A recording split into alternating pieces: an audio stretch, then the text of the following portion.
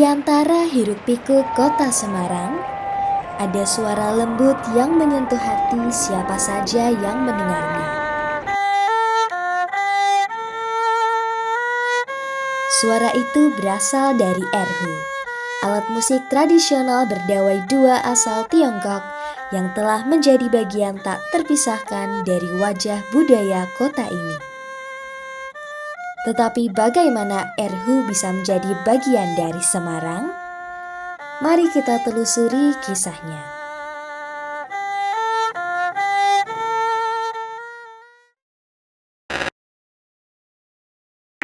Erhu adalah alat musik gesek tradisional Tiongkok yang dibuat dari bahan kayu, senar, dan kulit binatang.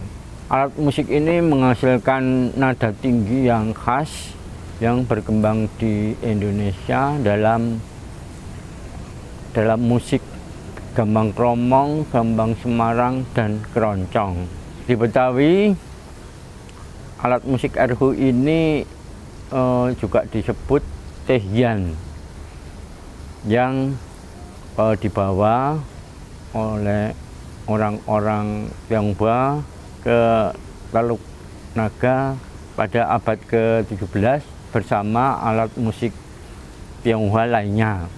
Musik gambang kromong dan gambang Semarang sebenarnya merupakan perpaduan antara musik Tionghoa dengan musik gamelan Jawa dengan mengambil tangga nada diatonik.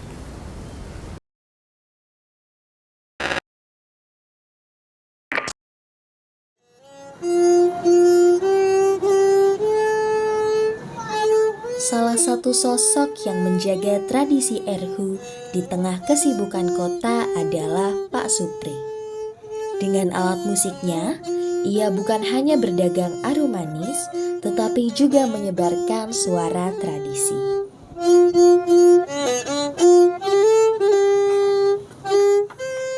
Ya, kurang lebihnya mulai memainkan musik ini dan mengenal ini saya 96-95an. Jadi ternyata kok saya melihat musik itu kok unik. Saya ingin mempelajarinya dan penasaran. Akhirnya saya itu bisa memainkannya untuk berjualan arum manis.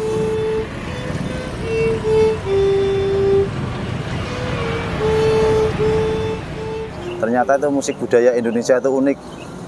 Tapi ternyata hampir punah juga, hampir hilang. Kenyataannya kok unik menjadi saya tertarik memperjalankan musik itu supaya nggak punah lagi gitu. Jadi saya untuk jualan tiap hari. Ternyata penggemarnya pemusik tradisional ini masih banyak juga. Banyak yang ingin meminjam atau penasaran lah dia tuh gimana kok masih punya alat musik budaya seperti itu. Jadi ini masih saya budayakan supaya nggak hilang selamanya di Indonesia ini.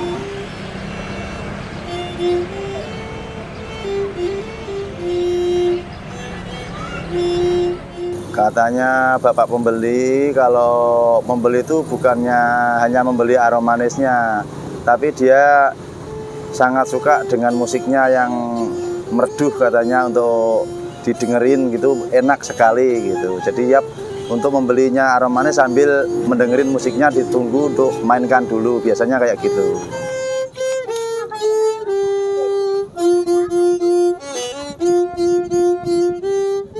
Harapan saya semoga saja para pemuda-pemuda dan anak-anak itu bisa mempelajarinya supaya budaya musik Indonesia ini tidak punah dan bisa berjalan seperti zaman sekarang, bisa dipadukan dengan musik-musik yang baru-baru, bisa digabungkan untuk pemain musik gambus, istilahnya keroncong, itu supaya budaya lebih menarik dan istimewa lagi.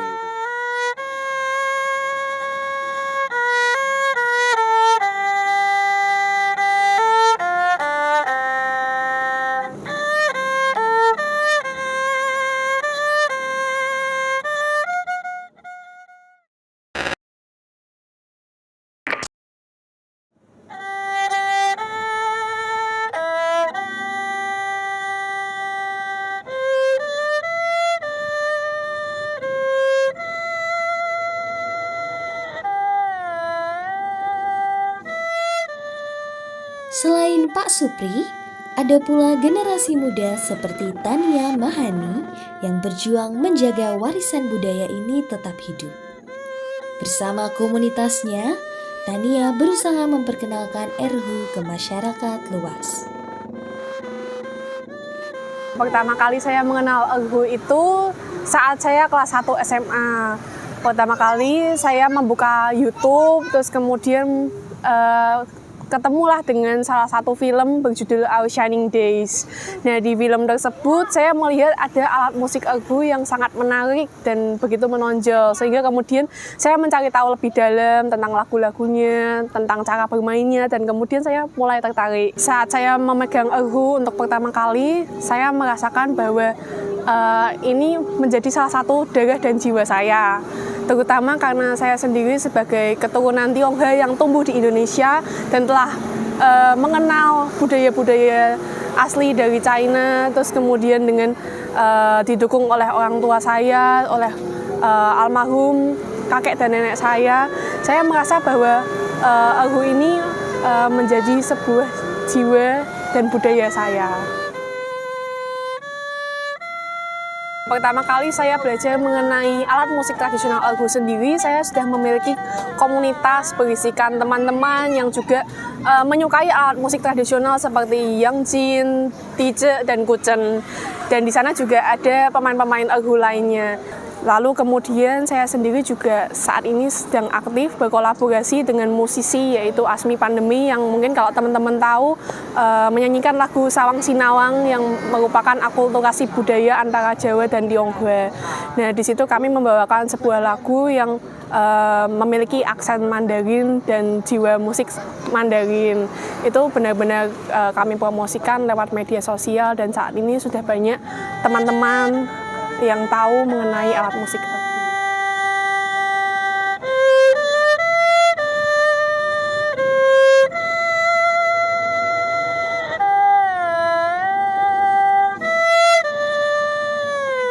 Tantangan terbesar mungkin saat ini karena bersaing dengan alat-alat musik modern lainnya yang nggak kalah keren, mungkin perlahan-perlahan sedikit demi sedikit erhu ini mulai jarang diminati dan mungkin kebanyakan orang tidak mengenal apa itu erhu. Jadi ya mungkin itu tantangan terbesarnya. Lalu yang kedua mungkin karena sedikitnya pelatih yang menyediakan fasilitas atau experience untuk bermain erhu, sehingga mungkin jadi banyak orang yang udah mau minat nih belajar erhu tapi mau belajar di mana. Menurut saya alat musik erhu ini tidak terpisahkan dari perkembangan budaya di Semarang. Alat musik erhu ini seringkali dimainkan bersama dengan alat-alat musik tradisional lainnya seperti gambang, gamelan, dan masih banyak lainnya. Jadi bagi saya alat musik erhu ini sangat harus dilestarikan di Semarang.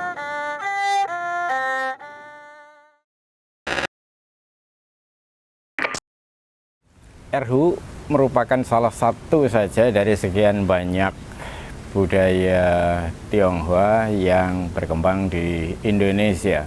Kalau kita membaca tulisan Dennis Lombard dalam Silang Budaya di Nusa Jawa, bisa kita temukan ada banyak sekali bentuk-bentuk budaya Tionghoa yang berkembang di Indonesia, termasuk beberapa di antaranya yang masih bisa kita temukan dalam kehidupan sehari-hari kita. Memelihara burung di dalam sangkar, akuarium, taman yang dipindah ke dalam rumah, berbagai macam jenis permainan. Nah, salah satu dari budaya Tiongkok yang datang di Indonesia adalah juga alat musiknya. Erhu hanya salah satunya. Erhu banyak digunakan sebagai salah satu instrumen musik di dalam pementasan Gambang Semarang di Betawi atau di Batavia atau Jakarta, dan bisa jadi ini juga digunakan sebagai instrumen musik pendukung di dalam pertunjukan seni tradisi yang lain, Tanjidor, Lenong Betawi, atau pementasan ondel-ondel. Nah, di kota Semarang, erhu juga bisa ditemukan sebagai salah satu alat musik dalam pentas Gambang Semarang. Ada satu hal yang menarik berkaitan dengan erhu ini, bahwa jenisnya ternyata bermacam-macam, tidak hanya ada satu. Setidaknya dikenal ada 3 jenis erhu, yaitu sukong, kongahyan, dan tehyan. Ketiga jenis ini bisa dimainkan secara bersama-sama. Di pecinan misalnya, ini bisa dilihat ada penampilan permainan erhu yang melibatkan ketiga variannya itu tadi. Dan satu yang menarik, bahwa pemain-pemain erhu ini adalah dari kalangan anak muda dari Tionghoa. Salah satu yang barangkali bisa disebutkan adalah Tania, salah satu mahasiswa di kota Semarang. Dia menguasai dengan baik permainan ini dan dia bisa memainkan erhu bukan hanya dalam pertunjukan Gambang Semarang, tetapi juga dalam pertunjukan keroncong dan pertunjukan lagu-lagu musik tradisional Tionghoa, ya Patkim namanya, di kalangan komunitas mereka.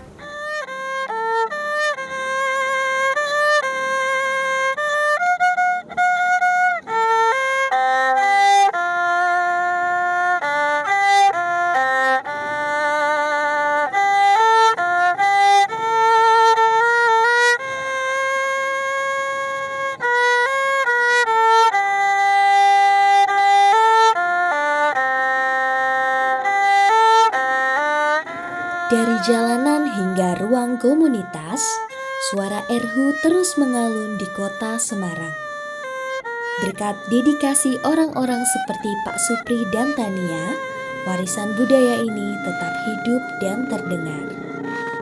Mari kita bersama menjaga suara tradisi ini agar terus mengalun untuk generasi yang akan datang.